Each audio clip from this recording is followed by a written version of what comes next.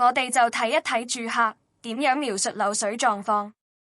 睇睇個漏水狀況，呢度咧明顯係拱起咗我哋呢啲位。係咯。咁之前咧個客咧就呢度係喺木嘅，咁濕咗嘅，咁啊裝修師傅就幫佢轉咗嚿石落去啦。咁其實咧就話不停話係水氣嘅，咁但係其實呢啲整完之後都一睇就知道係因為漏水而造成啦。好，你仲有咩補充？呢條嘢如果揭起佢咧，對手指入去咧，其實攞翻手指出嚟係濕嘅。OK， 一陣先揭起啊！一陣先揭起。咁呢一度咧，好耐以前都2年前啦，呢度我發覺咧，有時會有啲水流出嚟㗎。係。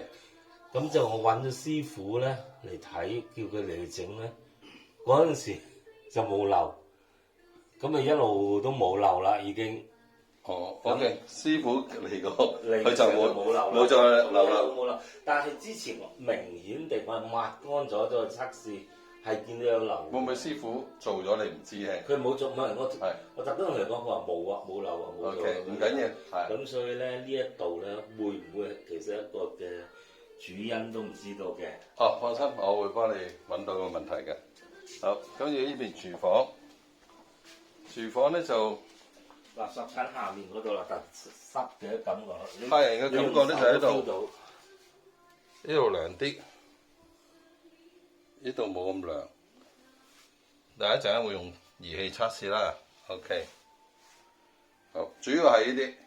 係啦。OK。紅外線顯影下，漏水無所遁形，確認漏水位置再進行工程，先可以真正解決漏水問題。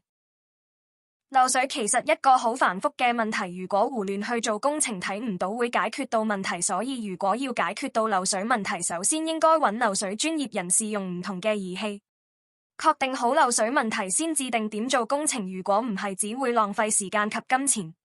K21 漏水檢查預約WhatsApp 92185392。